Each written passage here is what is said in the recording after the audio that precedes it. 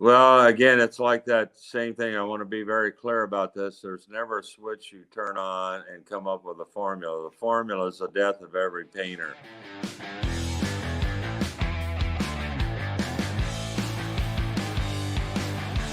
Today is a red letter day. It is hard to believe, but today is day number 300. And because of that, we have big things happening today, including a very special guest, C.W. Mundy. Hey, C.W. Hey, man. How are you? Yeah, thumbs up, baby. Thumbs up. Yeah. For those of you who don't know, I can't imagine anybody not knowing, but C.W. is a world famous artist, a legend in his own mind. Let me show you some of his work. I'm just going to go through. You want to talk about any of this work while I show it, or can you even see it? Oh, I can see it. Not really. You can just flip them through. All right. Somebody told me one time that your work reminds them of looking at life through a glass with water on it. That one reminds me of that. That's a compliment. Thank you. That's not the first time I've heard that. I know. I'm and sure it won't be the last. Maybe not the last today. Yeah. What is this obsession with sailboats? I love. I just love the sea life. I love the working man's harbor. I spent a lot of time in my art career there. I'm in love. You know, we've eaten in restaurants in Spain, right? I'm painting the fishermen and the boats, and then I go have a fresh fish lunch. Now, how great is that? Yeah, really.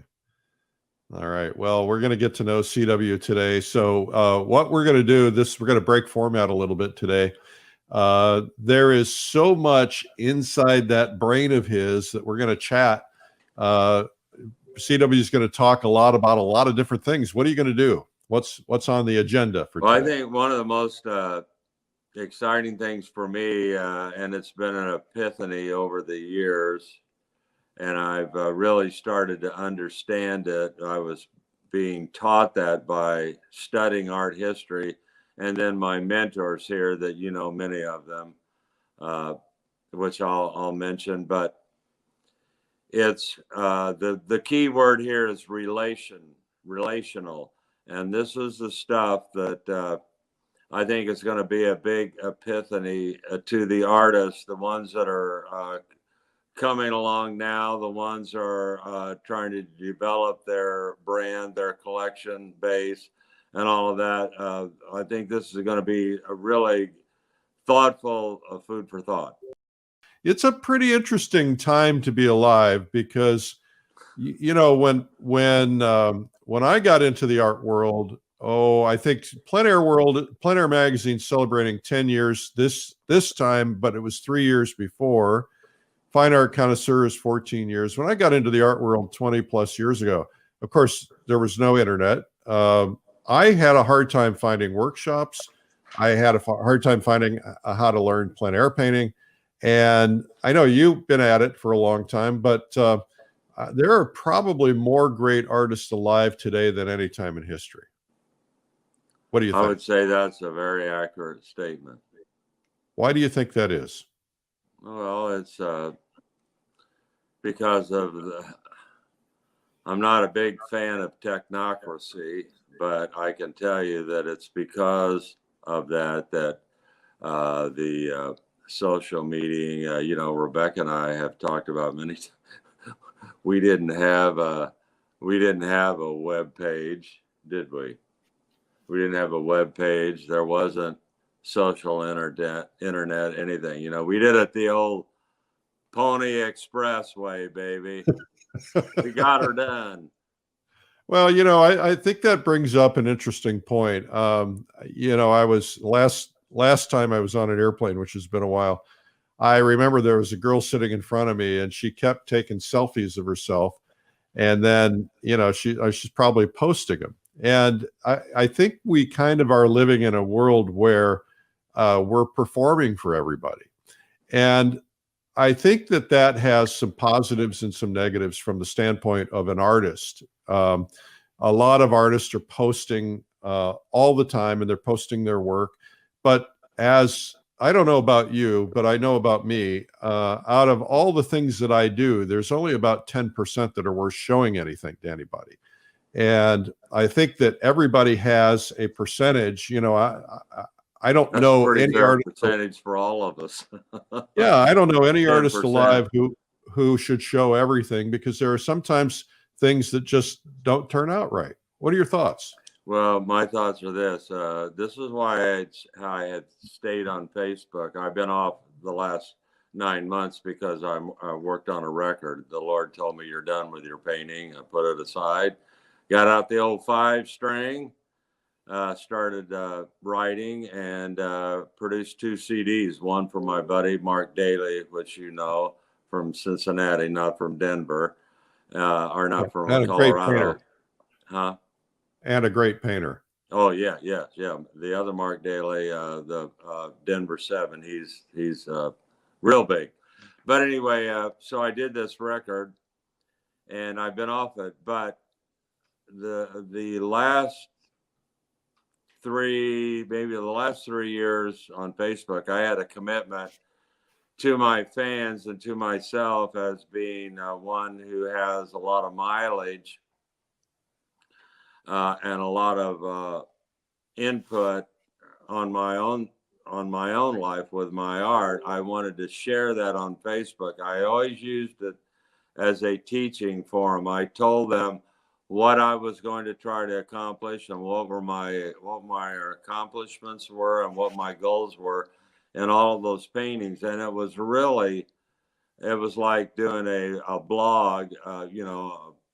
You read it, takes you 2 minutes to read it. I didn't go real extensive, but just the pertinent information I wanted to know, and then they could look at the painting. So that was my participation in Facebook, because I really had, to be honest with you, I did have a problem with it, that I found myself wanting to look and see what the comments were. And, when you start getting the number of comments that I was able to it can take it in the wrong way. And that was another problem for me with Facebook, pride. Right. Yeah, I think that's right. And it's dangerous, my friends. It's dangerous. Pride. Yeah, I think that's right. Our egos tend to get in our way. Well, I'm going to ask you some questions. That's an understatement. Yeah.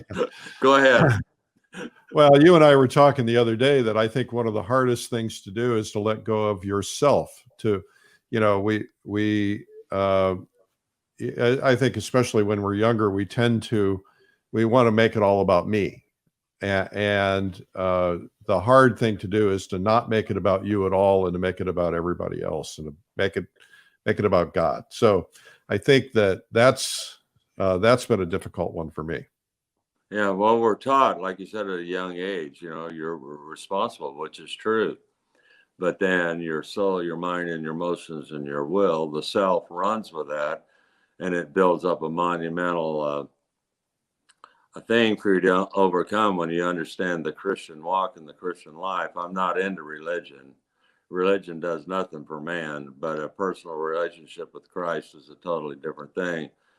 And when he says, pick up your cross, deny yourself and pick up your cross and follow me, that's an indication. And it's taken me many years. I just turned 75. Well, not just turned, last November.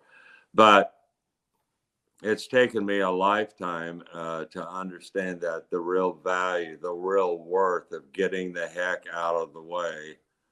Our mind, because it's such a computer with information, wants to bring up information and knowledge and this and that. The thing I'm trying to realize, it's more important to run with wisdom. Wisdom always trumps knowledge, because knowledge is man's way of dealing with the universe. Wisdom is God's way. Isn't there such a thing, though, as a healthy ego? I mean, it can't a healthy ego contribute, or is that is that something you think Well, I think it's dangerous. I actually think it's dangerous because, once when you put into that ego accomplishments and this and that, then pretty soon, it can be. God did give us one, but as long as I understand, it's all about Him and not about me. We got a good thing going. I think that healthy ego tends to drive certain things to get done. I mean, there are people out there who manage to accomplish great things that helps mankind because they're really driven to get these things done. So I would think, there's a little bit of healthy ego in that. I would agree with you. That's true, but it has to be checked all the time. I'm telling you. I had an interesting experience. I went to Dave Ramsey, who's a radio talk show host. He does an entrepreneur meeting. Yeah, and Dave, I know Dave through the radio industry, and they invited me down to visit the meeting, and I went for 5 days. And I kind of grew up in an environment, an entrepreneurial environment. It's all about growth and all about success and everything. And Dave said something that really flipped the switch for me. He said, because to me, it never really gelled. I never could really figure it out and understand why. And he said two things that really stuck out. He said, first off, if you don't have a why, you're going in an empty direction. You've got to have a why. He said, you want to come up with something that you do that is going to be life-changing, going to change people's lives, change the world, do something that's going to be meaningful. Otherwise, there's no purpose to do it. The other thing he said is approach everything with a spirit of gratitude rather than a gratitude and abundance. Be grateful, and everything you do, everybody who's a customer, give them more than they expect, and make everything about gratitude. So when I started doing that, when I flipped that switch, everything changed, and I became happier, and all of this happened, and I just feel so much better because I'm focusing on gratitude. That's the spirit of reciprocity. That's great. Ask yourself the how, when, where, why, what. That's always paramount. So I'm going to ask you some questions. I've given you some questions to think about. And I'm going to read you some of those questions, and then we'll probably get some from the audience. After a lifetime of painting, how would you approach learning differently? What did you used to think was important, and what have you changed your mind about? Well, actually, I like to start off with a premise which I believe to be very, very true, and that is that I've had a God-given storybook life. I sat on my father's lap at 2 when I was able to recognize and watch him do doodles. And I would squeeze his big left arm. Boy, he had a big tattoo. He was in the service. And I used to play with his great big arm and then look down at these doodles and go, what the heck is that? So anyway, what does a young boy do? He emulates his father in a lot of ways, in all the positive ways, hopefully. And so I have a young history of the love and desire to draw. I did Daily Vacation Bible School posters at 7 years of age, and that was the first positive thing I ever got any reinforcement from anybody outside of my home, because I was a train wreck waiting to happen. They didn't have Redland back when I was a little boy. And so you go from that. Now you go into my teenage years. I took all the art and all the art classes. I loved it. My dad had me enrolled in the famous artist school from Westport, Connecticut. Spent $628 of his hard-earned money so that I could get that. I went to college. What year was that famous artist school that you went? Well, this was 1964. So in 1964, $650 or $700, probably the equivalent of that would be several $1,000s today. Yeah, probably was, because back in '64 you could buy a brand new car for $1,100. Right. So almost the price of $1,200, whatever. Yeah. I know my dad, when he bought his first new Ford Fairlane, 1963, you know. I mean, back then you could get a home, you know, for when I was a little boy, a little baby boy. It's amazing the inflation and that has taken on in the world and our country. Go ahead. Okay, so you were talking about Famous Artist School and your experience there. Yeah, and then after that, you know, I went to college. I had an undergraduate degree in art. I had a master's degree. I studied one of the greatest painters to ever teach at Art Center in Pasadena, Donald Putman. I had an illustration career for 25 or 30 years, which was very great teaching and from a financial disappointment standpoint to learning a lot about art and business, and then started the after that, then started the fine art career with my wonderful wife Rebecca, who encouraged me and spent some of her hard-earned money to launch this experiment on what we call impressionism. Let me ask you a question about that. You said something about the importance of learning the art business. You know, a lot of artists are opposed to that idea because they got into art because they wanted to create, they wanted to paint or draw, and so the idea of being in a job or being in a business is repulsive to some people.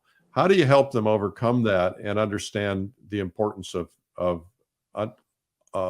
It's a decision they have to make. If you want to get in for business, you gotta play the business game. The business game's been there for years. There's always to deal with that in a proper way, in a moral proper way. There is, and if you don't want it to be a business, then don't have the unrealistic expectations about what you want to get from this art experience. You know, it should be, above all, it should be and has to be, for any sustain any time, it has to be a joy.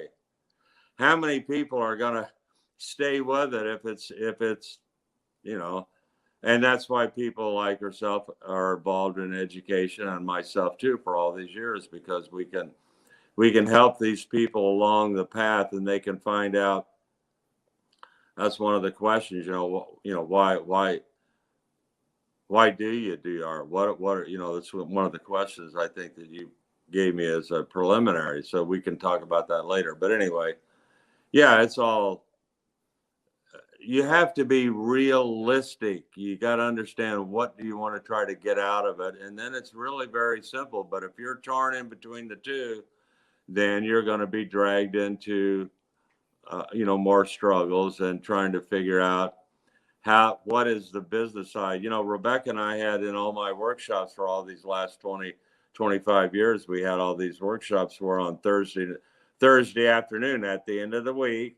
We gave the students an option to say, we're going to talk about business because it's always on everybody's mind. And so if you, rather than painting at this particular time at the end of the week, you can sit down with us, and Rebecca and I will take you through and use our model, which worked for us, and we're nobody special. We can share that with you to give you glimpses on how do you turn it into a business and what expectations and all that. So, and I had to learn that.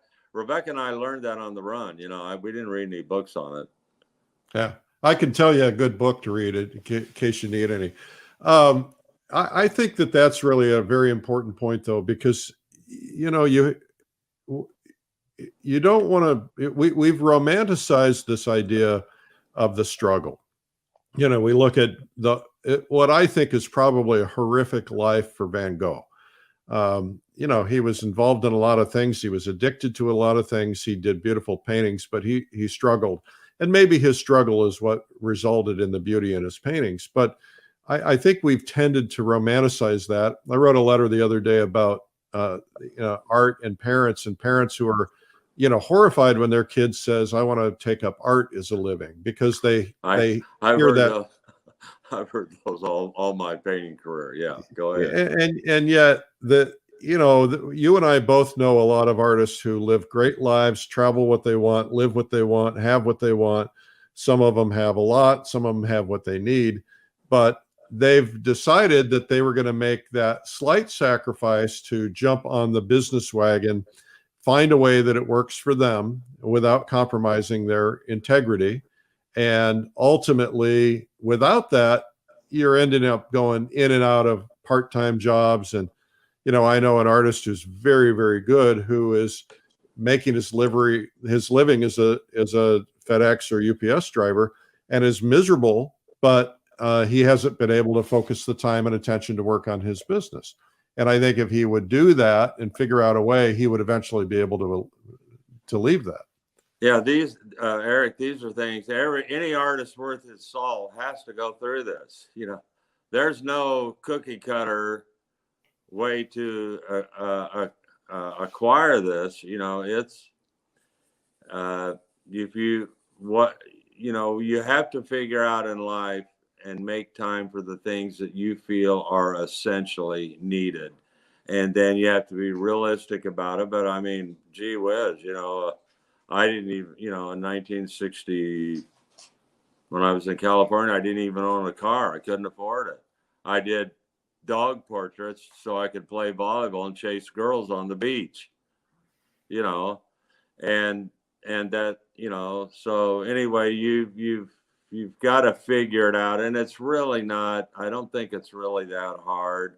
You just got to be honest with yourself, and you have to ask yourself, you know, those questions: how, when, what, why, and all of that. So I call it developing muscles, you know, or putting on hats. You don't have to sacrifice being an artist just because you develop muscles in accounting or bookkeeping or shipping or marketing or, you know, running the business aspects. They're just muscles. You know, you're just putting on different hats for brief periods of time, but you are fully an artist. And if you can kind of get beyond that thought process of, you know, business is bad, you know, because the media has demonized business people, and for good reason. There are a lot of bad ones out there, but there are also a lot of good ones out there. Yeah. So, all right. So next question is, what did you used to think was important that you've changed your mind about in terms of painting?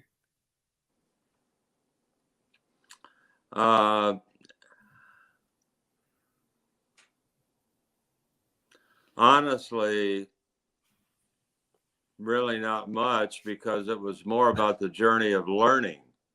Yeah. And so as you accumulate learning, you know, as you accumulate that, I did write a couple notes about that. One of the things that I realized that I wanted to share with the audience is that there's no magic formula. You know, there's no switch that you turn on. Something moves you. You think about it. It might be color. It might be light. It might be that, you know, you like the subject that well. There are all these different things that, you know, that you think about. But I've learned that there's not just one. I think the big epiphany that I learned that there's not just one way to paint. In fact, when I started doing my fine art for my illustration, there were critics here in Indianapolis that called themselves critics, and they go, well, when is C.W. Mundy going to land? You know, they want to put me in a particular box. No, you look at all the great, not that I am, but you look at all the great artists, they're all over the map. The really, truly great ones, because you're like an investigator. You're investigating all the different ways that you can put paint down, and what you think about that. I mean, it is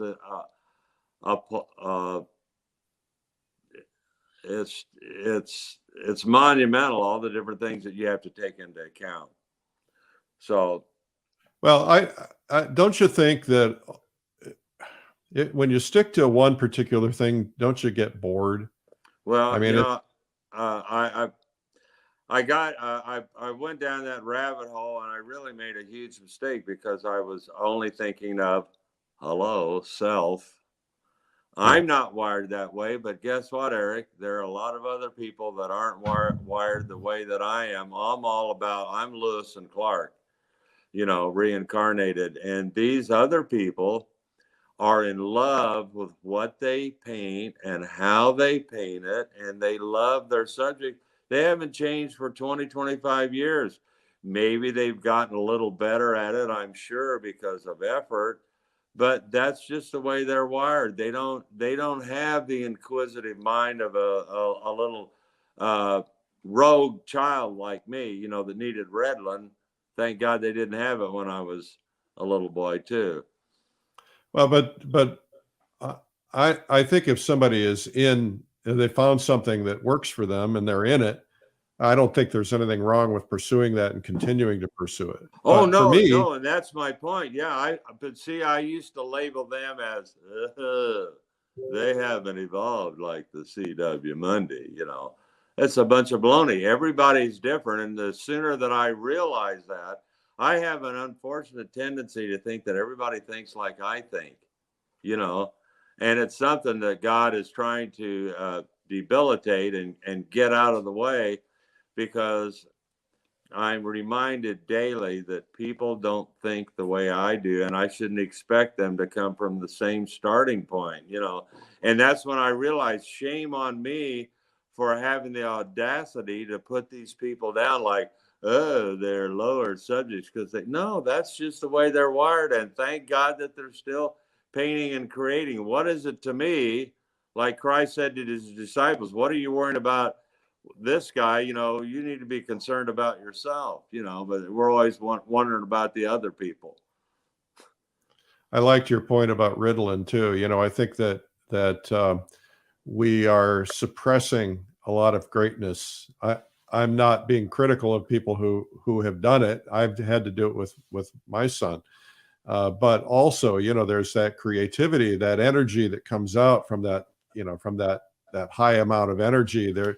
And think about all the people who are on Prozac now. I mean, what would have happened if Van Gogh were on Prozac? Would it have been more productive, less productive, more energetic, No, he less was energetic? just on turpentine. He like and absinthe. Yeah. No, that's so true, Eric. I just need to look in the mirror and turn the finger around and point it at me, boy. A close Christian friend of mine, he told me one morning, he said, I woke up and he said, man, I woke up and I found out I'm the problem. Forget about Satan. Could it be Satan? No, he said, forget about that. I'm the problem. Yeah, that's what I've been learning the last 5 years. You and I talked a couple of days ago, and I was on the phone with somebody, and I was describing a bad experience. No experience is bad, but a tough experience. Yeah. When I went to San Francisco to start this company, and it failed, and I caught myself telling her a story, and afterwards I thought the story I was telling her was not the right story. The story was that it was me that was the problem. And it was something that you had helped me understand and pointed out to me. So no longer am I going to tell that bad story. I'll tell the story, but now that the story is that I screwed up, I made mistakes, and now I'm willing to buy them. And I think that's huge. Yeah, your failures are your greatest teachers if you want to stick around and really make progress. I jump on my students all the time, and in a cautious way, because a lot of them can be very frail, and they're frustrated. And you walk up to them, and they scrape the whole painting. And I said, well, "Why'd you do that?" And she goes, "I just couldn't take it anymore. It's terrible. It's cycling." And I said, "Did you ever ask yourself why it was circling the drain?" Well, no. I don't know if I know yet. I haven't finished your workshop or whatever. But that is a typical example of missing the whole point. When we have failures, there's a reason it's a failure. You might want to check and see what caused that failure. And a lot of time, like you said, which I see, my biggest problem is myself. And it gets in the way all the time. And the older and wiser I get, the more I'm aware of it, and I'm grateful because that's a God-given blessing. Well, I was reading a passage yesterday, and it said, I sent you, I can't quote it exactly, but it said, I sent you flood and famine and locust and still didn't get your attention. Yeah. So Yeah, got, they wanted to store up the manna for the next day because they didn't have faith. And that was what he was trying to build out in that 40 years in the desert. right. Hello. Hello. So somebody here has a question that says, have you changed mediums to experiment and then found a new love? Yeah, I'm going to do something I didn't think I was going to do, but hold on, I'll be right back. Oh, okay. He's going to do something. He'll be right back. So today, if you tuned in for the first time, there's a lot of you in today that might be new. Today is day number 300. We've been here ever since the beginning of quarantine. Okay, what are you going to do? Well, your question was, the question was, have you experimented in any other mediums? Was that, what was the question? Yeah, well, the question said, had you experimented, changed mediums to experiment and found a new love? Yeah, well, the answer is a capital YESS. Wow. Hold it back a little bit. And is that acrylic? Yeah, it's an acrylic abstract, and here's just another one.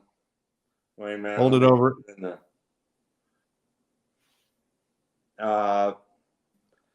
And so I did in a week and a half. I did 48 little 12 by 12s, and the wonderful thing about it was I mean, this is a long. I could get into a great long answer, but I had epiphany when I was in New York at the Sal Mundy Club, the master show that Tim Newton puts on. And I was walking across the street with my niece, who's was an art conservator for the Brooklyn Museum. And when I walked across the street with her and Rebecca to go have lunch, I had this epiphany. And it was God telling me in my heart, throw the baby out with the bathwater. And I've always been on the other side, criticizing people for throwing the baby out with the bathwater. And what he was telling me was, this stuff. You've been doing it why don't you start back over? You talk about you're just like a child. You got, I just want to see what I can get away with, which is true. We said, well, let's really go there. So, i.e., these paintings were not about anything other than playing in paint. I'm not painting them. Let's see. Yeah, I can't do it. I'm not painting. Boy, it's that's so working. Just hold it there. That's fine. Yeah. I'm not painting these paintings to be some sort of a fantastic abstract artist or anything. I'm painting because I'm bypassing the science, all the stuff that I've spent my whole lifetime in art, and I'm trying to bypass that and return as a child. I spent 29, was it 2018 or 2019 with the Children's Museum? I spent a whole year. I was their first, what do you call it, artist in resident. And so I got to work with children for an entire year. And that really brought me down to ground zero, saying some of the greatest things that they did were when they didn't, I don't know if they were paying attention to what I was trying to get them to do or not, but when you just looked at what they did, I just thought, wow, how brave, how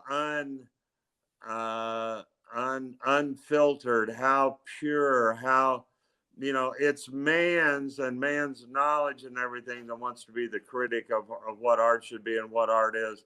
But I can tell you, when you can go to the original look, and the way that children express themselves through art is some of the most passionate and beautiful things that you'll ever see.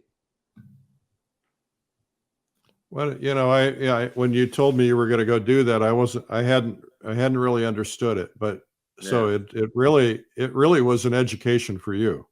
Yeah. And to return to that, and I don't have, I wrote this quote. God gave me this quote. Expectations put a stronghold on the Holy Spirit. So my so I understand that. So I didn't want to go with the knowledge. I had pure color. I got the brightest colors you can get, from the store on purpose. And I just wanted to mess and play with it and not try to design it, and then I was given instructions as I continued on in that journey, which I still have more things that I feel that God wants me to try and experiment. So that's that. That's a long answer to that person's question. CW, when you're thinking about a painting, whether it's an abstract painting or whether it's a non-abstract painting, I guess all have their forms of abstraction. What is it you think about when you're composing that piece? Well, again, it's like that same thing. I want to be very clear about this. There's never a switch you turn on and come up with a formula. The formula is the death of every painter. And I've been so blessed to understand, man, I come from, it might be something I heard on TV the night before that will be the influence, something that sticks in your mind, so there are different things that will give me ideas and things to think about. There are only two really different designs. There's centrality of focus with the primary, secondary, tertiary, which all great representational painting is based on. And then thanks for Kwang Ho pointing out to me the equalization theory that the modernists came in. They didn't want a landing point. That was their purpose. They wanted you to roam all over. So I teach this so that the students can know that both are legitimate, but you need to know the reasons why you're doing it. If you want to have a great representational painting based on the science and based on what you see and based what is called some of the greatest paintings that man has ever created, it's a primary, a secondary, and a tertiary. It's really very elementary, but most people don't do that. So they throw everything but the kitchen sink in the painting, hoping they get something right. Can you explain what that means? I mean, you're going to confuse a lot of people who don't understand what the primary, secondary, and tertiary means. Well, one of the teaching things that I've done, in fact, I do want to do a book on it, the authorship of painting, and that is the 7 foundational truths that I felt that I was given to the Lord, and I was able to find that in research and art history. There are 7 of them that I go with: squinting, drawing, design, value, color, edges, and paint manipulation, and then variety and unity in each one of those disciplines, because it's crucial. If you got too much variety, the painting, that discipline is chaotic. If you've got too much unity in that discipline, it's boring.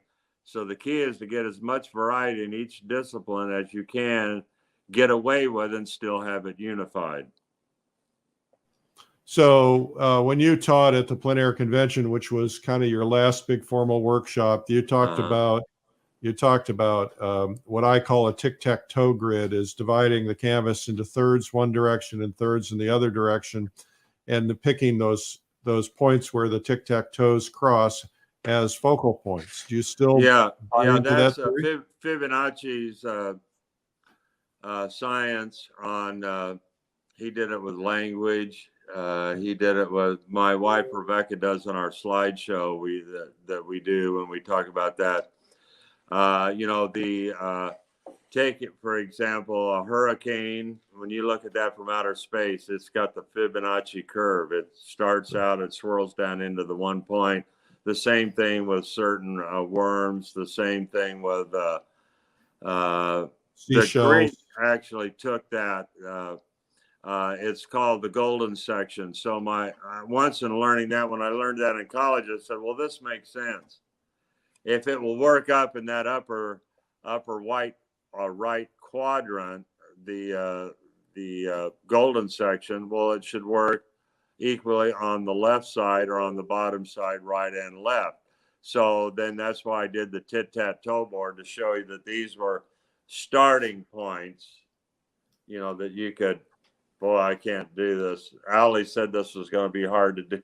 I'm not It's going to do my backwards. fingers, my brain. But the centrality focus is just basically, you know, a primary, a secondary, and a tertiary. One, the primary is the main reason you're doing the painting. You know, what's the painting about? What are you trying to tell the audience? What's the reason for it? You know, you wanted to paint it. Why? What is it? Is it the apples, the color of the apples, or is it the base behind it, or the brass pot? What is it? And then that you do that with as much detail and color and texture and contrast and everything that you can, and then the secondary will support that, but it'll be Can you painted. demonstrate that on the painting behind you? Can you go over and point to that painting and tell us what's going on there? Well, yeah, we could. I mean, just point to it, I think, because it pretty much does it. Okay, well, okay. Don't look at the screen. Look at the, yeah. What was the obvious primary in that painting? Hello? It's got to be the ship. Right. It's the most detailed with a light background making it stand out. Now, the secondary is what's going on with the cloud because it's so powerful and so graphic and almost to the point of being maybe even scary.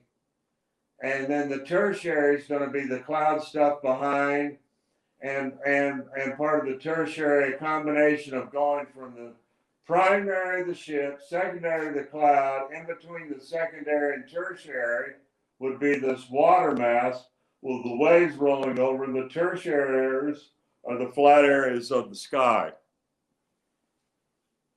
Yeah, that's a great demonstration. In a realistic painting. That's, you know, not usually what I do a lot, but I wanted to do that because I made all that up. That ship was not on that water. That water was all put together with a bunch of different other photographs that I cut together and pasted and rephotographed. The sky was something I got and blew up with all the equipment that you have on your 11 Pro Max that you can distort and do all that. I got all these techniques. But I tell you, you know, we're going to talk about that. But Leonardo da Vinci or Michelangelo or Rembrandt, we know Hans Holbein did. We'll get into that with Tim's Vermeer. But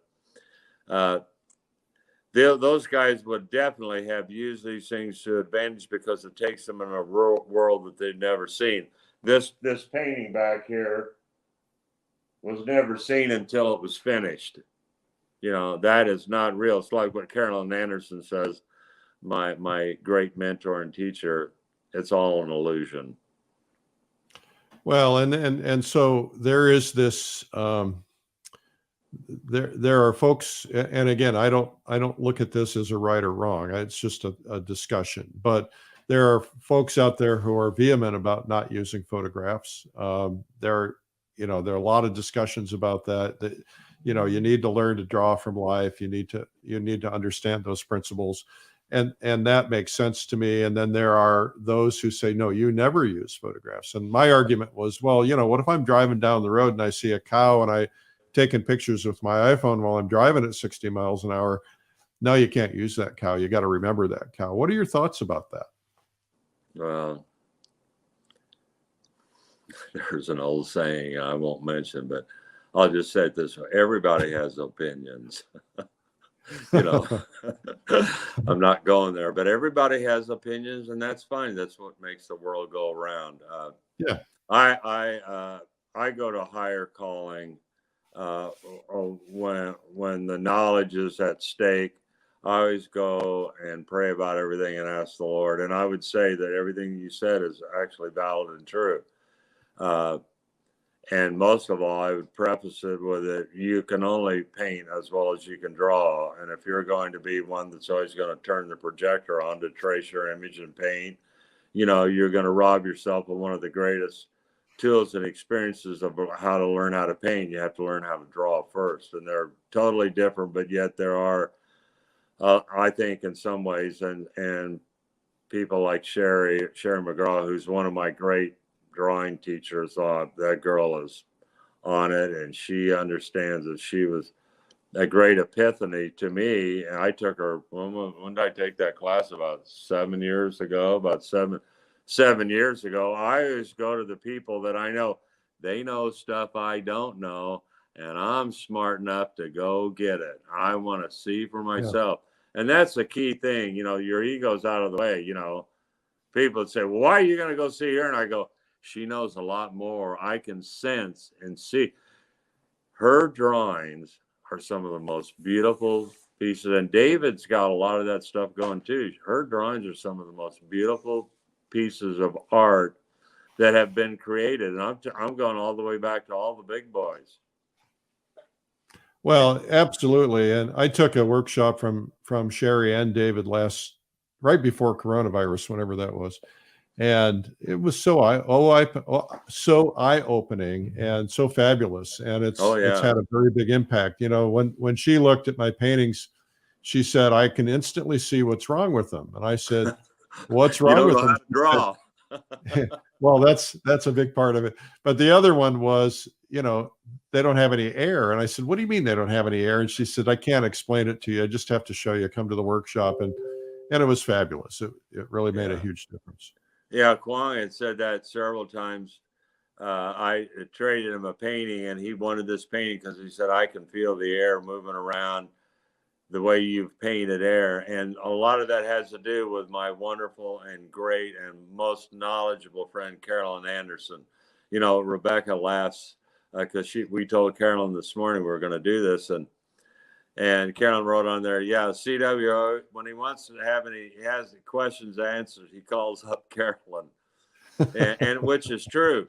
And she has taught me an immense amount of intellectual stuff that is so pertinent in creativity. And one of the great things that she taught me were doors and windows. And those are ways that you can break through form, from one form to the background of the form or whatever, and put these little breakthroughs through there. And they're actually windows and doorways so that your eye can move around and in and through the painting. But no, we paint the base, and then we got, an outline. It's all outlined all around. It's a solid thing. There's no way, and that works okay in our mind when we're looking at stuff. But when you're doing art, you want the best thing that you can do is have them move around. And that's one of the key things with doorways and windows. She's absolutely brilliant. And then another artist, Dan Gerhardt's, I was in love when I left illustration. I was in love with Gerhardt's, Clyde Aspevic, and Scott Christensen. And why? Because those guys knew stuff that I didn't know, and I was smart enough to know, because I could tell those things were, now this is getting back to painted from life. And so I went and studied with those guys. But one of the great things that Dan taught me that was just, I've used it and I teach it. I always give these other artists credit because it's not my epiphany, it's theirs. But he told the class, did you look at what's your darkest dark in your subject? Identify that. Is it a 7? Is it an 8? Is it a 9? And what's your lightest light? Is it a 1? Or is it a 2? Or is it a 3? What is it? Figure out what it is and put that passage down on your canvas. And guess what that means? All the other values are in between those two. And that's like brilliant, because how many times, and you'll be a testimony to that. How many times have you done a painting where you go, well, gee, I didn't get it dark enough here. I screwed that up. Or, gee, this wasn't light enough. And it's because you didn't look at the relationship there of what's in front of you and establish that and put those marks down. Because, see, I tell the students in the workshop, I don't care how small the mark is or how large, put that down and remind yourself you got to go in between those. And it's amazing how much it helps. The one thing I've noticed is that the artists that I respect the most are the ones that nail their values the best. Oh, yeah.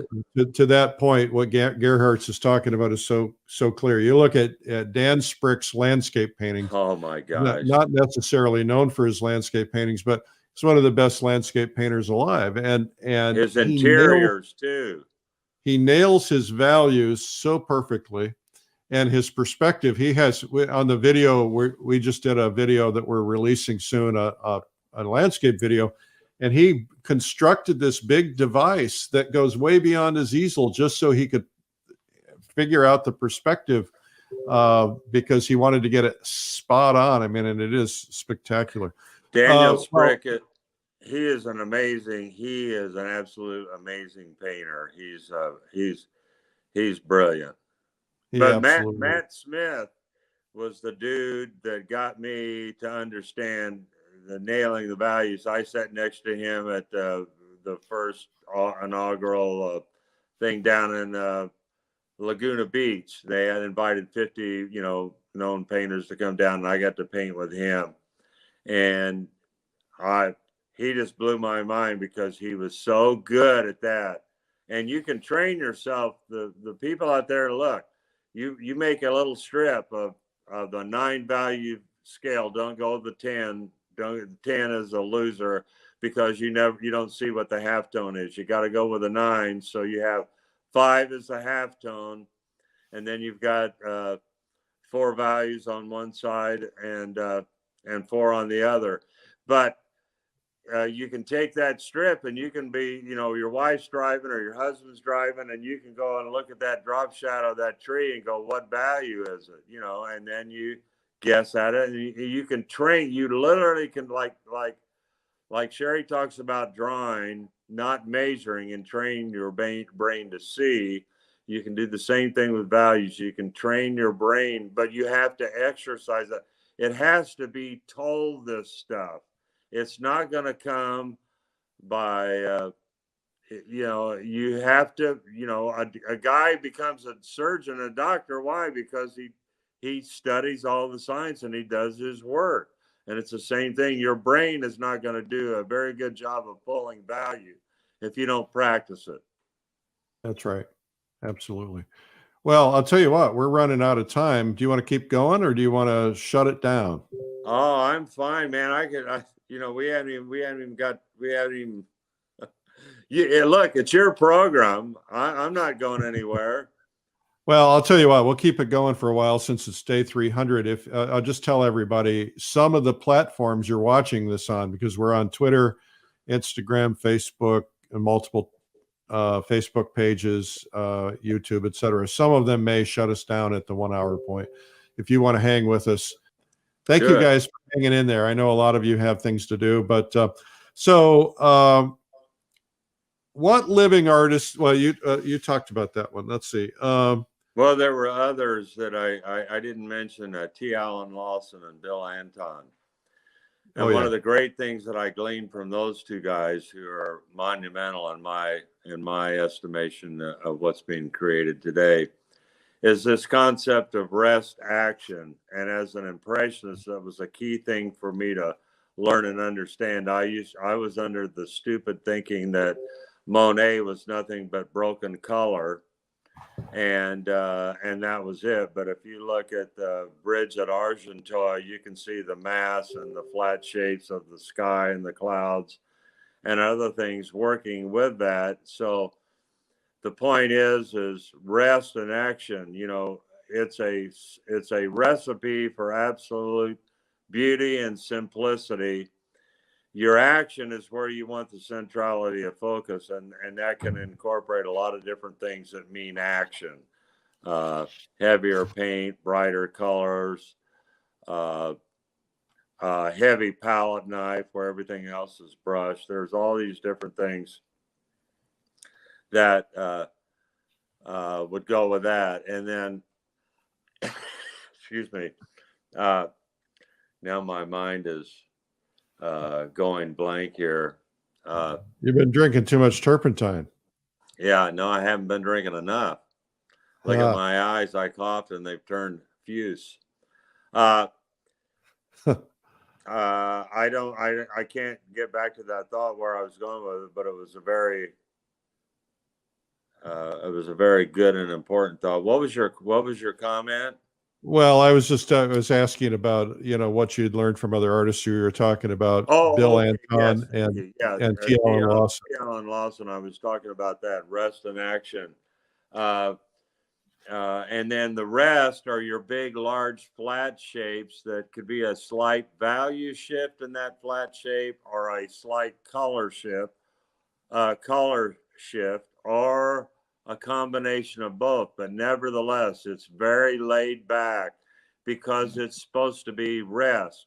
If you think about that in terms of music, it's the same thing. For a great guitar player, either in rock or whatever it is, to take a break when it's his break, if he just dribbles off a ton of notes at the same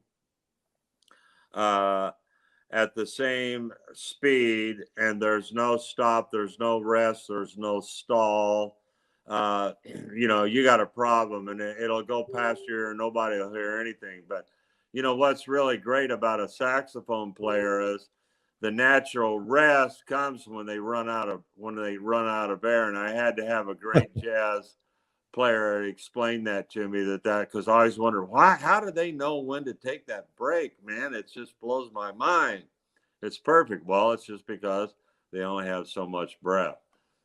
I knew the great Paul Harvey when I was involved in the radio business on a higher level. I'm still involved, and he would talk like this. This is Paul Harvey. Mm-hmm. Good day. And it really made you sit up and take attention. So in the painting behind you, the rest would be the sky and the water. Yeah, at different levels. The sky, although the sky does have form in it, but it doesn't have the knick-knack, paddywhack form that's in the cloud, and it definitely doesn't compete with the value and the structure of the ship. Almost any time I have a problem with a painting and I can't figure out what's going wrong with it, and I'll text a picture of it to a buddy, and they'll almost always say, "Big shapes, baby, big shapes." Because when the big shapes aren't there and there's all this clutter, it just screws everything up. I call it white noise. White noise. Yeah, that's what it is. We got to eliminate as much white noise as you can in your painting and break it down to look, simplicity rules. Hello. It's with your business and everything. The concept is universal. Some people try to tie in all their darks. They try to make sure that somehow all their darks are touching. Do you try to do that? Well, I think there's two different ways of looking at it. The connections of the lights and darks, they don't have to be connected, but they're connected in value. You see what I mean?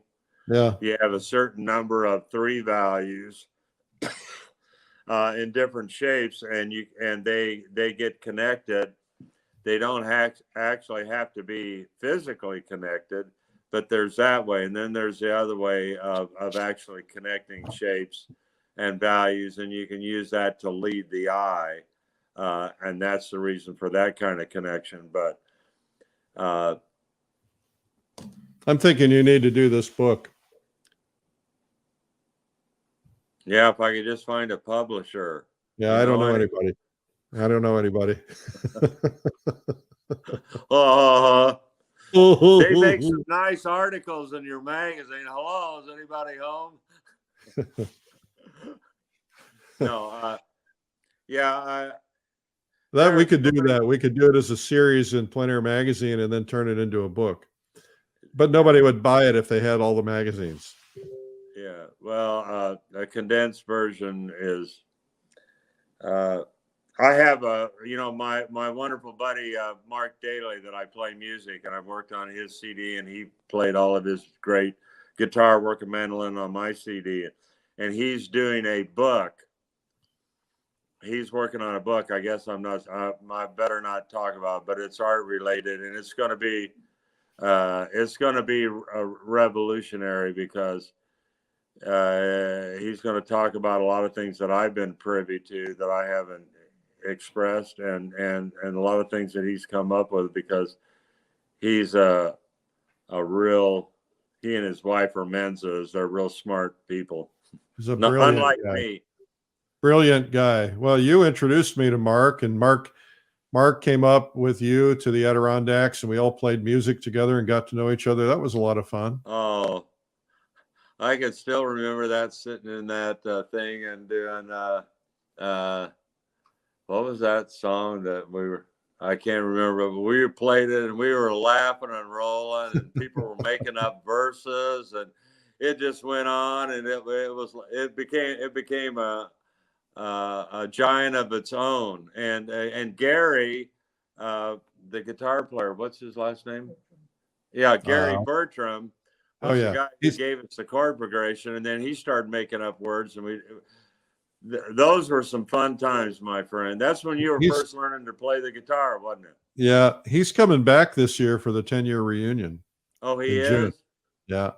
Yeah, he's a wonderful guy. Oh, a man of the Lord. He is. Oh, that was one of the big blessings to get to meet him, and I had no idea. Here again, you're thinking about you and what can I do, and and I got to play this music, and how's it going to sound and everything, and I run into this guy for the first time, and then we have this relationship, and then I find out what he's really all about and what that guy's accomplished an incredible amount of stuff with music.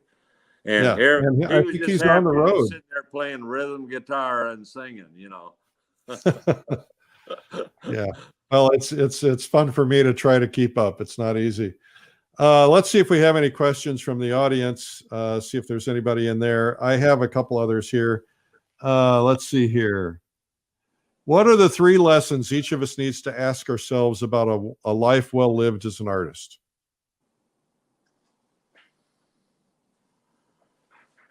Well, I have I looked over that and you have those.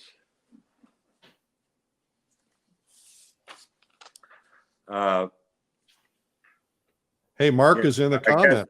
Hi, Mark. At my age, 75 years, I can ask these questions now. Who are you painting it for?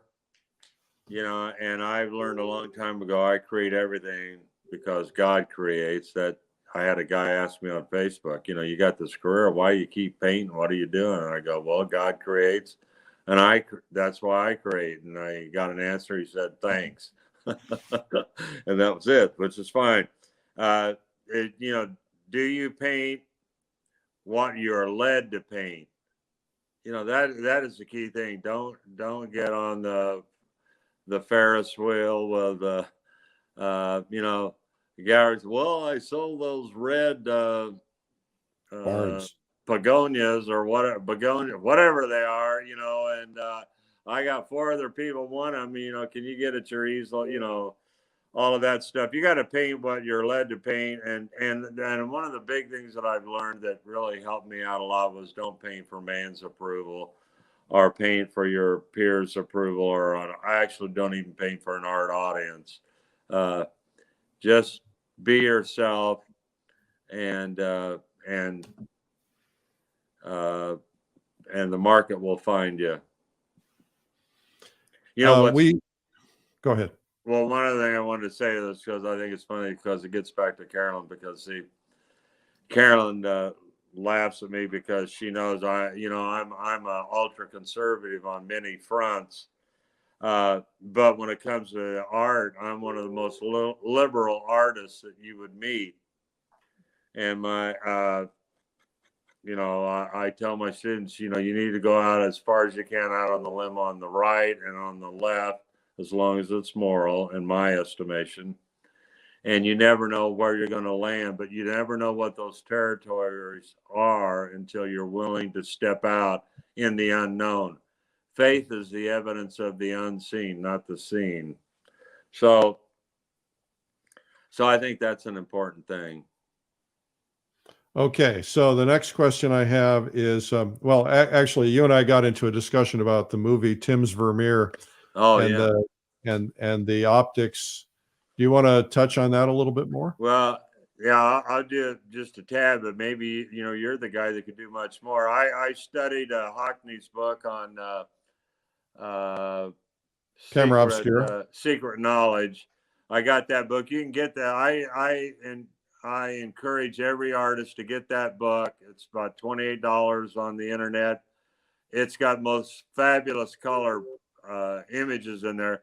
But one of the things that's a selling point for you, for the students out there to see, is Hans Holbein's, one of his great paintings, has this thing in the foreground that's at an angle. Looks like almost it could be an umbrella laying on its side or leaning on his knee or whatever. But it's not that, and you can't figure out what the heck it is. Well, David Hockney took the art tools that you have on the computer and stretched that thing out, and it was a skull. And when you see that, then that is the living proof, and all the other living proof that he talks about from the early, which I didn't know, from the early mid 1300s.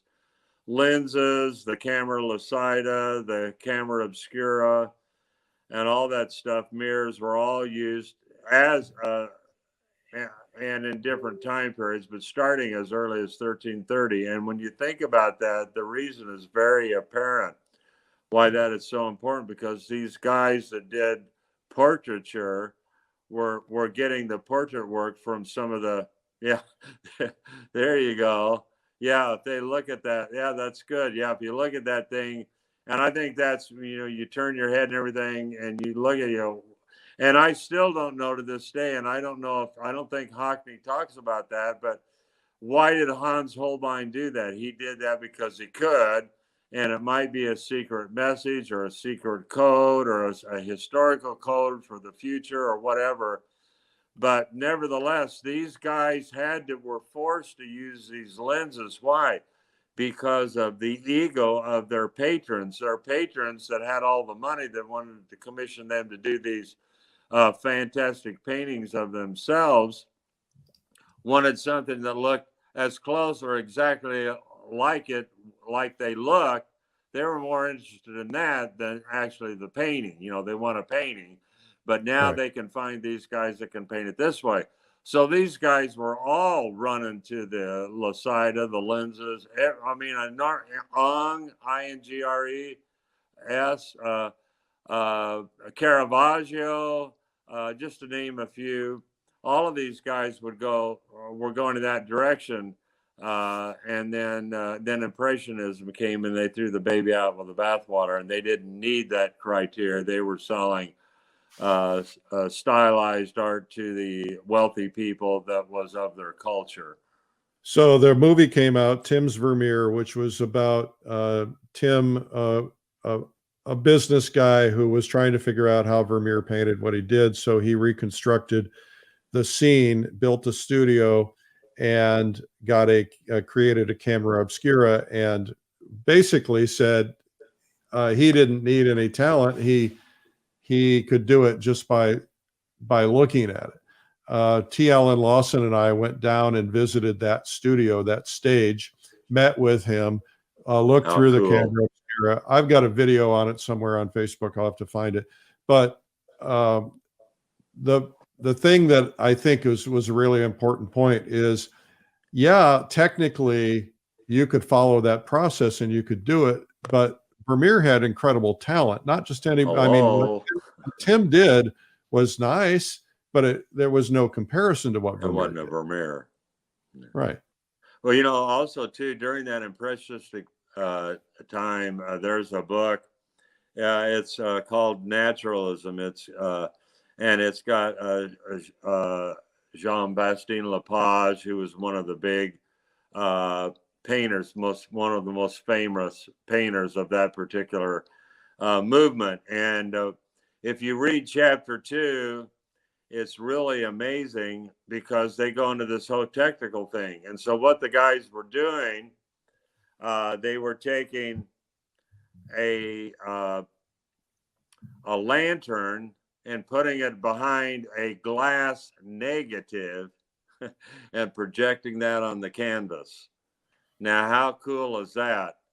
But most people don't know that, and they show all the examples of these guys doing that with their photographs to form compositions and stuff and put things together, just like they did back in the old days, much earlier. I mean, all the way back to the 1300, and Caravaggio with all those figures. There's those heads. It's so funny. They're all on the same level, but they're all different heights of the painting. That shows you that the head he did the camera obscura from was outside the window, sitting outside, and he was in his studio. But so nevertheless, even in the naturalist movement, they went back to that, and they would take those tracings and take them out in a glass, like a glass top and glass sides, so that they could get all of the natural light to paint it in how it would look in the natural light, whatever that scene would be. And so it's a very important historical. I that's another book. I think it's called Beyond Impressionism, Naturalism, something like that. It's got a bunch of women sitting with habits on, white habits on, out in front of a church in the background. It's a very important book on naturalism. Okay. Well, let's see here. Let's see if we have any audience questions, and then if we don't, we'll probably see if there's anything else you want to chat about. And so I'm just kind of looking in the comments right now. Yeah, there was one thing that I wanted to get to when I was talking about relational. Yeah, let's do it. And so I hope that these are people that have stayed long with us to get the real pearl of this whole conversation, and an epiphany I believe that God has given me is everything in life is relational. Okay. The bee, nectar. Hello, there's a relationship. The tree, ground, and water and sunlight. There's a relation there. There's a relationship. You can go on and on in the real world. Well, thus, why would you not suppose that there's the same thing in drawing and the same thing in painting? Everything is relational, but they're full and it's camouflaged from them because they're looking for something else. But in drawing, it's like if you, when you're going to do the face, you look at the line going across your eye, and where does the ear meet? You know, when you do the middle of your nose and you go across, where is that in relationship to that part of the ear? You see what I mean? In form. And you go over here. The same thing with the corner, the crack of the mouth. Where does that fit in relate? Now I'm moving my finger, but if you had a real thin line, you could do that. And it helps you. So drawing is all about relationships. Guess what? It's the same thing with painting on all the different levels. Relationships of shapes. Why would you have a whole bunch of organic shapes on a square? The only reason you would, because you want the square to be the big boy, the centrality of focus, because it's not in relation to everything else. So, but it's the thing, people have said, oh, color, oh, it's such a hassle, it's such a problem. No, it's elementary. I can teach color to a child, but they haven't learned that. And color is basically, there's three things. The first thing is, color is about the lack or the amount of chroma in any particular pigment. It's either bright and strong or it's not bright and strong. That has to do with color. That's not about value. That's about color, the intensity or lack thereof. The other key thing that's super, super important is the color is all about relationships. Why in the world, through the history of art, do we have a color wheel? And what does that tell us? The exact opposite of that color. Red, green is the opposite. Orange, blue is the complement. Yellow, purple is the complement. Why in the world would you not play the complementary card in color in your paintings? John Cook did a painting that blew my mind after I had already learned this and studied it. He showed me in a painting with a tractor out in the foreground. He used yellow and violet, red and green, and blue and orange in different particular areas, and then unified the painting with all of them, those three triads.